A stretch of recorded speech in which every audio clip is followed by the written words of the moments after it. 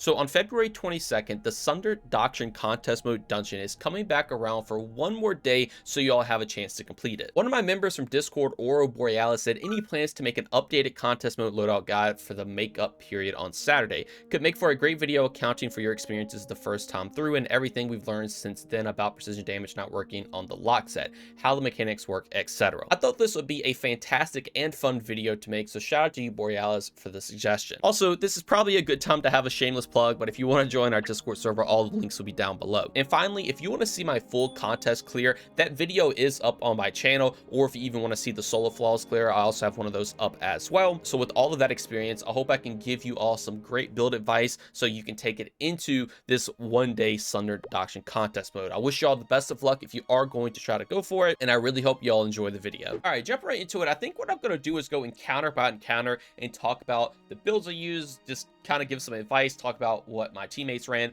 Their stuff basically never changes though, so it's not too important. But for the first encounter, I actually ended up playing Arc Warlock. Now, I played this specifically because if y'all haven't seen my build video or a bunch of other builds that's been going around, you can basically have infinite chaos reaches. Having this for the first checkpoint just to add clear like crazy or kill the subjugators to get the lenses was just so strong. You also have the blind from Ionic Sentry to blind all the husks that spawn when you're trying to go back to the middle of the map.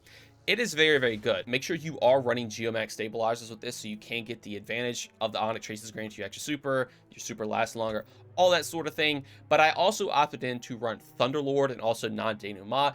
Any weapon with Volt Shot or Jolting Feedback will be very, very good. But Thunderlord's just disgustingly strong this build because you can get so many Bolt Charge stacks. You cause a bunch of lightning strikes, and it's just really good at taking subjugators down.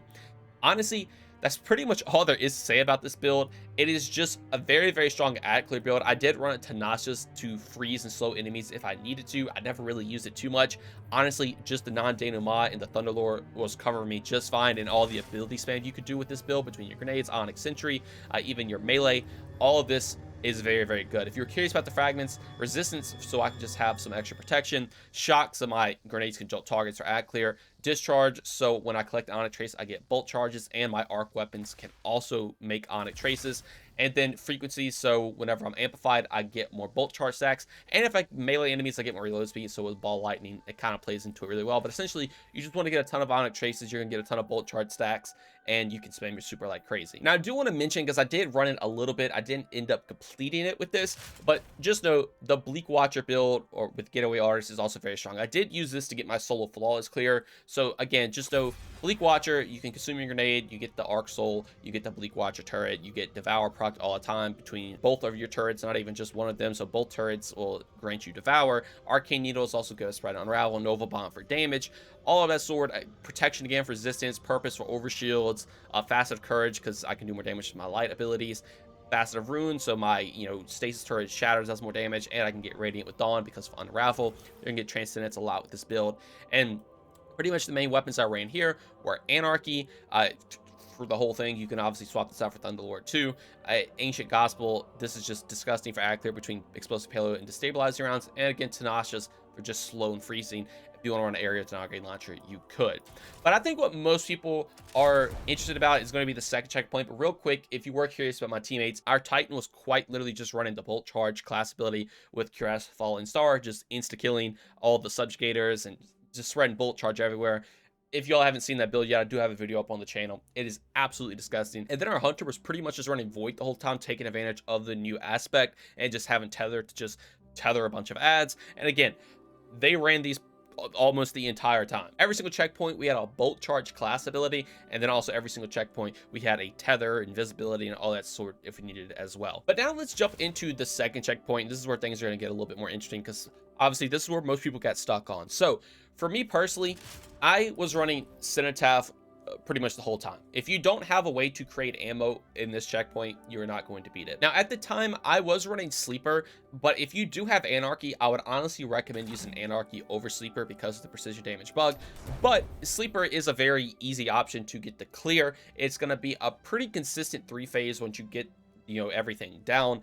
But in my opinion, I think Anarchy probably is going to be a little bit better. And if they don't change anything or take anything out. You could just run triple Le Monarch with the Titan class ability. I imagine a lot of people are going to get clears like that unless they do disable it. I'm not sure. I imagine they're not going to disable anything with this contest mode, but if they do and it's like it was in the beginning and they even disable more stuff, Sleeper is going to be a very good option, and then Anarchy is also very good if you do have it. Now for ad clear, I straight up was running Ancient Gospel. I ran this pretty much the whole time. Again, to stabilize around explosive payloads, very good. If you want to run double special, you totally can, but you don't need it. Obviously, a lot of people are going to run double special, but just know if you have a very strong primary for ad clear, this is going to do very well. The trace rifle I was using was Appetence because it does have overflow, pairing that with Cenotaph, so it just reloads passively.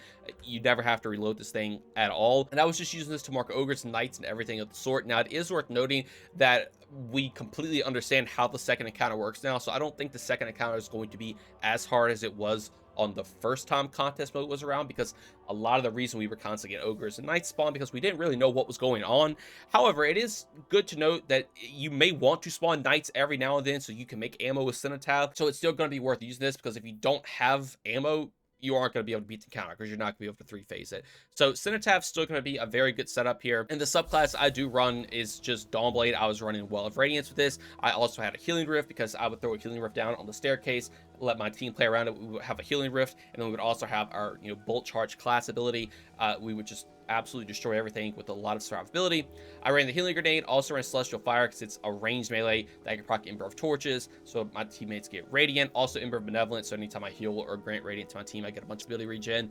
Ember of Singeing, so when I scorch targets, I get class ability regen. With Hellion, you use your class ability, you get the Hellion, which also scorches targets, so this let me just have a constant loop of Healing Rifts, so I could just permanently have a Healing Rift down so we can live in it. And then also Ember of Searing, so whenever I defeat a scorched target, I get melee energy. So this just means now my Hellion can grant melee energy, and then I just train Touch of Flame to buff my Healing Grenade to give ×2 restoration and ×2 cure. And obviously I use Well for boss damage. Now for boss damage, I did loadout swap, and I know not everybody wants to loadout swap, but if you are doing the contest mode, I would highly recommend it, because as you see here with the armor mods, I am just running things like Recuperation for health, Innervation for grenade energy, Absolution for everything energy, Void loaders, everything of the sort, Heavy Ammo Finder, Heavy Ammo Scout, which is obviously very good. You do pair that with the Heavy Ammo Finder enhancement, you make it even more heavy with this build, which you will obviously need. And then also Special Aim Finisher if you need special.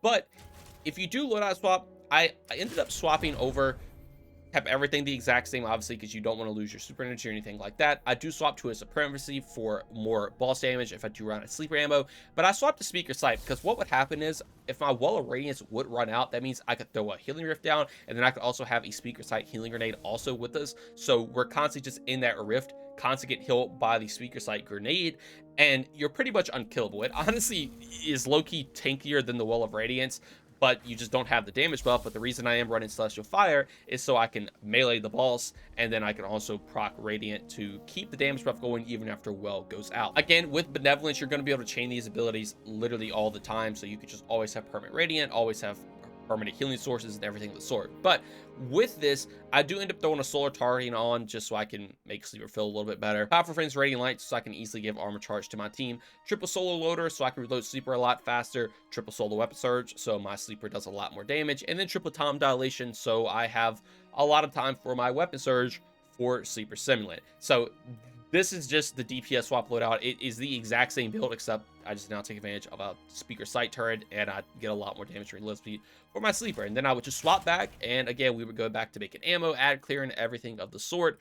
And that is pretty much all I did for the second encounter. Again, our Titan was using Cuirass, so they could just Thunder Crash and insta-kill an Ogre if we ever needed it. He also would use it on the boss if we did have an extra one, but typically we would just save it to kill an Ogre that would randomly spawn. But again, that was more so because we didn't really know how the encounter worked at the time. I don't think that's going to be as big of a deal this time around, since everybody kind of knows what they're doing in it. But our Hunter was also running Tether, so we could go invisible if you need it, just in case a bunch of ads spawn. Also, we could just tether the ground, because when you're doing boss damage, ads are going to spawn behind you, and sometimes they'll creep up around you.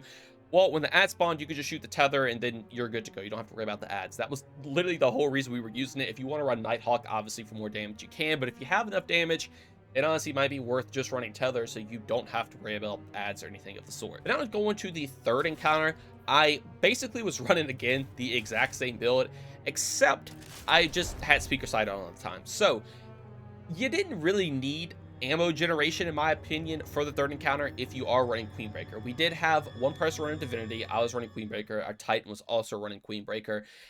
The Titan didn't even have the catalyst at the time. It was literally just base Queenbreaker, and we still got the clear pretty easily. Once you get to the third checkpoint, it's almost a guaranteed clear because the second checkpoint is just way harder. And if you beat the second checkpoint, you could definitely beat the third checkpoint. But Queenbreaker is for sure going to be the go-to option with a Divinity. So with Queenbreaker, again, I didn't really feel like I needed the ammo regeneration. I still did take a heavy ammo finder, heavy ammo scout, which my whole team was running. And I did have on the heavy ammo mod here. I guess I didn't say the loadout with this, but I did have the heavy ammo finder enhancement on it, so I could just make more ammo. Basically, with just that alone, we always had enough Queenbreaker ammo, and I didn't really need to run Cenotaph, but obviously if you do need to run it, you can Cenotaph the subjugators and everything of the sort, so just be sure to throw it on. But with that, I did run Tenacious just to slow and freeze the subjugators, just so they were less of a pain. Again, our hunter was using tether, so he could just tether everything once we went into a room. But with this, it is literally the exact same thing. Void Loader, I do have impact induction focusing strike, so when I cause damage to the melee, my celestial fire, I will get some bonuses for my grenade class ability. Exact same subclass setup. I was running well. I don't know why Song of Flame was on right there, but I did change Phoenix Dive over Healing Rift because in this encounter you're really not standing still. You're running around a lot, going from room to room. So Phoenix Dive was just a lot better, so I could just get it back a lot quicker, heal my teammates, everything of the sort. Because again, we're not really standing in a rift because we're constantly moving. But Fragments, everything else the exact same, for the exact same reasons as the second encounter, except now, again, we just have the speaker sight turret all the time. So when we're changing a dial, trying to move the lights around, we now have a turret that can heal us, which is very good. The Phoenix Staff can heal us. We can get Radiant with Celestial Fire. And overall, again, the mods are the same. I do have Special Aim Finisher, just in case, you know, we do need special or anything of that. But typically, I wasn't even using it that much. Now, for the boss, again, we're literally just swapping over to Tom Dilations, Arc Weapon Surges, and Arc Reloaders, and Arc Targeting, just so our Queenbreaker can do a ton of damage. During the DPS, if we didn't have Div Bubble up, our Titan would use their Thunder Crash, just get a ton of Thunder Crash damage off, cure ass, come back, Divinity would be on. We would then start spamming Queenbreaker over and over again. Obviously, I would pop well at the beginning of the fight. Again, I guess I saved it wrong when I was going to go over these builds again, but I would pop well at the beginning of the fight here. And then after it was over, throw a healing turret down, and you're pretty much unkillable. We would stand on the little left side where we would do damage, kind of hot behind like the little pillar thing. If you watch the video, you'll definitely understand what I'm talking about. And we would just sit there, and it was very easy to survive, very easy to do damage. And again, the third checkpoint is really not that difficult, and this is literally just what I ran the whole time. But that is all for the builds. Again, in counter 1, I just ran Arc Warlock all the time for just pure act clear. In counter 2, I ran Cenotaph the whole time just to make ammo, and then I would swap over to Speaker Sight when I would do my loadout swap for damage. And then for the third encounter, I just ran Speaker Sight literally the whole time, just to have healing everywhere because we didn't really need the heavy spawns. And then I would swap over, just, you know, loadout swap to our weapon surges and just do a ton of damage in the time that we did have. But I think that is going to do it all for this video. If you have any questions, definitely be sure to drop them down below. If you are going for the extended contest clear, I really hope this video helped you out. I know this was a lot more of me just talking about what I ran, so if you want to see everything in action again, just be sure to go check the video out that I posted on the channel. I have everything timestamped, so if you want to skip to a specific encounter, you could just watch that encounter and get an idea of how we played, how we did everything. But I hope talking about the builds I ran gives you a better understanding on why I ran those and just how they perform in general with the specific encounters. Anyway, so that's going to do it all for me. Again, I wish you all the best of luck if you are going for this. I want to thank you all so much for watching, and I hope you all have a great day. Peace.